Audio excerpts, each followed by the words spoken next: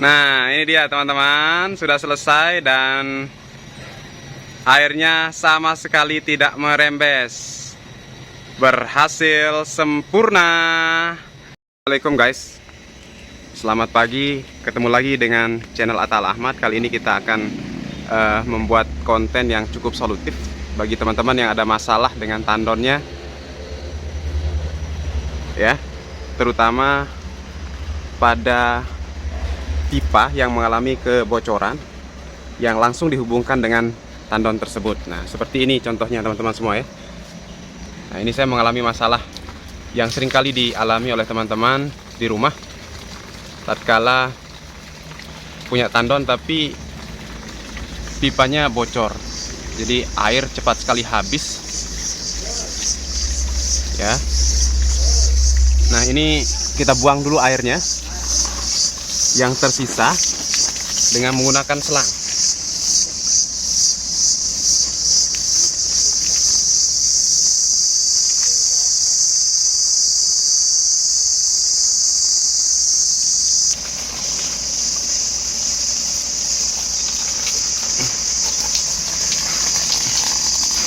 Ini selang pendek kita hubungkan.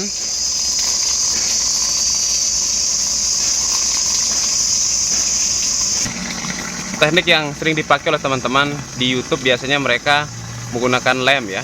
Ada di antara mereka yang menggunakan lem besi, kemudian menunggu beberapa lama, menumpukan lem besi mencampur, kemudian menunggu beberapa lama, tapi itu tidak efektif karena pernah saya lakukan juga.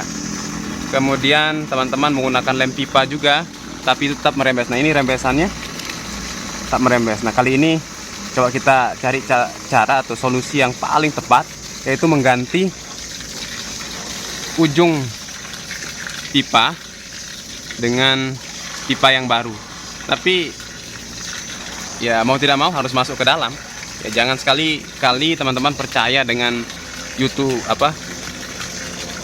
trik-trik atau cara memasang pipa yang langsung menuju ke tandon itu dengan menggunakan lem. Sama sekali tidak efektif dan semua pernah saya praktekkan.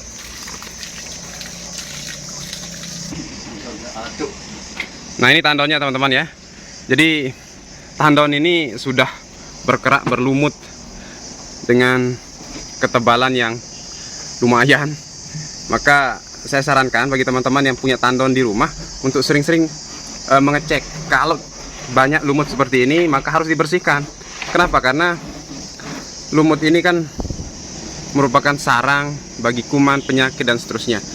Maka saya sarankan bagi teman-teman supaya air yang mengalir yang kita konsumsi maupun yang kita gunakan untuk kegiatan MCK itu betul-betul bersih ya, dengan debit yang proporsional. Maka teman-teman harus sering mengecek ke dalam tandon dan membersihkan seperti yang saya lakukan ini.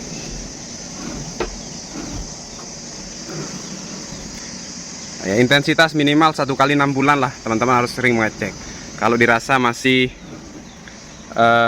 bersih ya 1 kali setahun. Ya tergantung kelembaban saya pikir.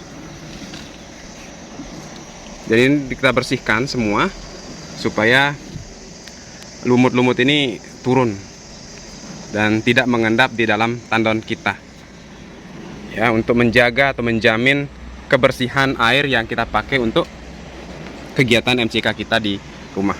Teman-teman kan tidak mau keluarganya kena penyakit hanya karena mengkonsumsi atau menggunakan air yang tidak bersih. Nah, ini adalah lumut.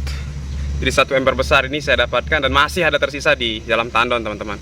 Jadi mau tidak mau hal seperti ini harus kita singkirkan dari dalam tandon. Bagaimana caranya? Ya menggunakan secara manual ya. Setelah secara manual kemudian nanti tandon disiram supaya tandon itu betul-betul bersih, tidak ada lagi lumut yang menempel di dinding-dinding dalam tandon kita.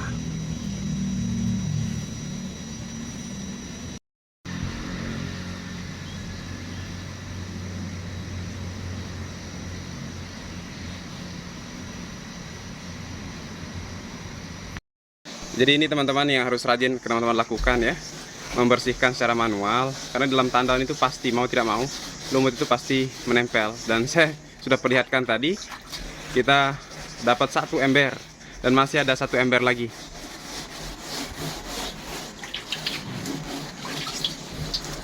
Kemudian kita siram dengan air sampai kita pastikan dinding-dinding tandon betul-betul bersih dan tidak ada lumut yang menempel.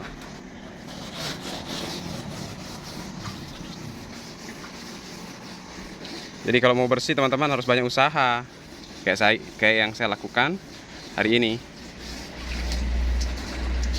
Dia teman-teman ya, kita gunakan sikat atau spons atau sejenisnya untuk menyikat lumut sebelum mengaplikasikan pipa bocor tadi. Kemudian setelah kerak lumut itu terbuka, kita siram dengan air supaya bersih seperti ini.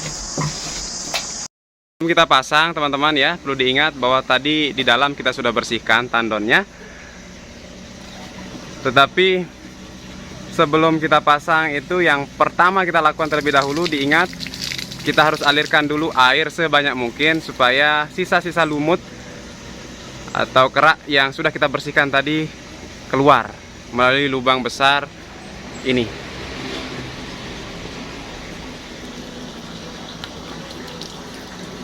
Untuk memastikan bahwa tandon itu betul-betul sudah bersih, dan kita alirkan dengan menggunakan selang kecil seperti ini.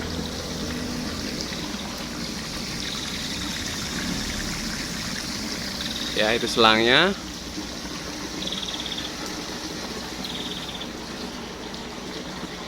Jadi gampang.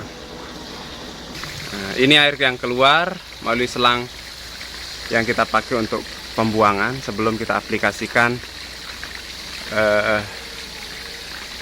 pipa atau drat yang sudah kita beli tadi. Nah, ini sedang memasang ya teman-teman. Nah sekarang setelah tandon bersih, maka pipa sambungan tadi siap untuk diaplikasikan atau dipasang.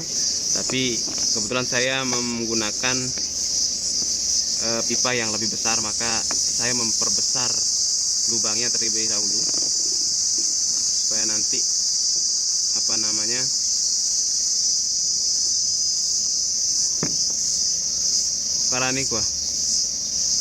pipa itu bisa masuk ke dalam lubang yang sudah ada. Nah, ini tekniknya teman-teman, diputar ya, jangan dipaksa. Diputar seperti ini mengikuti arah jarum jam. Nah, jika belum pas, dipaskan dulu dengan lubang yang kecil ya, kita gunakan silet untuk memperbesar lubang tersebut. Jadi seperti ini. Ya, coba kita paksa, belum bisa. Dan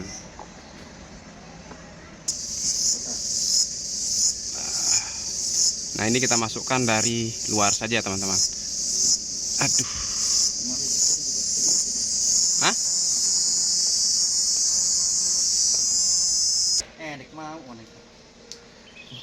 Nah, ini tadi teman-teman, kita sekarang aplikasikan pasang dari luar ya. Tapi jangan lupa teman-teman harus pakai selotip. Tidak pakai lem tidak mengapa, yang penting selotipnya banyak.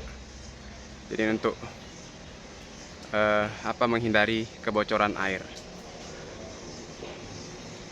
Sekali lagi teman-teman, jangan sekali-kali menggunakan lem apa saja, baik itu lem besi maupun lem pipa. Jika sudah mengalami kebocoran, diganti saja dengan yang baru. Nah, sekalian teman-teman juga punya kesempatan untuk membersihkan dalam tandon seperti apa yang saya lakukan tadi.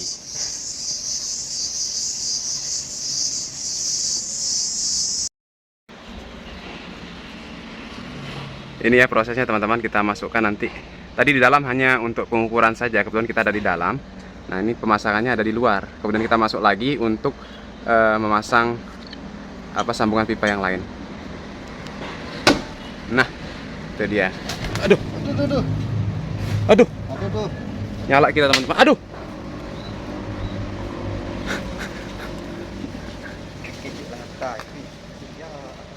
Nah, ini sudah terpasang. Tinggal kita pasang apa di dalam? Drat di dalam, nanti kita pasang. Dan kita pastikan betul-betul kuat dan air tidak merembes bocor keluar lagi. Ya. Jadi hari ini kita sudah melakukan dua hal. Pertama, kita mengganti sambungan pipa yang langsung menuju ke tandon dan tidak bocor lagi. Dan yang kedua, sekaligus kita bersihkan dalam tandon. Jadi untuk memastikan bahwa tidak ada kuman, tidak ada lumut, tidak ada alga yang menempel di dinding-dinding tandon kita. Dengan demikian kita bisa menjamin kualitas air yang ditampung di dalam tandon itu lebih higienis, lebih bersih, kemudian lebih murni, dan warnanya tidak bercampur dengan lumut atau bahan-bahan sejenisnya.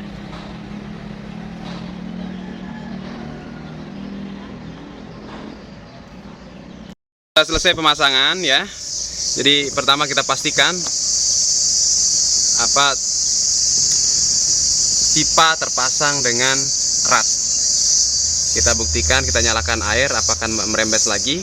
Kalaupun merembes sedikit ya kalau awal tidak masalah, tapi coba kita cek saja. Nah, ini dia teman-teman, sudah selesai dan airnya sama sekali tidak merembes. Berhasil sempurna. Jadi kalau ada produk-produk yang menawarkan lem atau sejenisnya untuk menambal kebocoran pipa tandon, maka jangan dipercaya teman-teman. Lebih baik teman-teman mengganti sekaligus membersihkan tandon teman-teman yang terisi penuh dengan lumut, alga, dan tumbuhan-tumbuhan sejenisnya. Nah, sekarang kita bisa nikmati air dengan air yang lebih bersih, lebih jernih, dan bebas dari kotoran seperti lumut. Nah, sebelum selesai teman-teman, setelah selesai mohon maaf, jangan lupa tandon ditutup rapat ya. Ditutup rapat. Demikian dari kami. Sampai ketemu lagi. Assalamualaikum warahmatullahi wabarakatuh.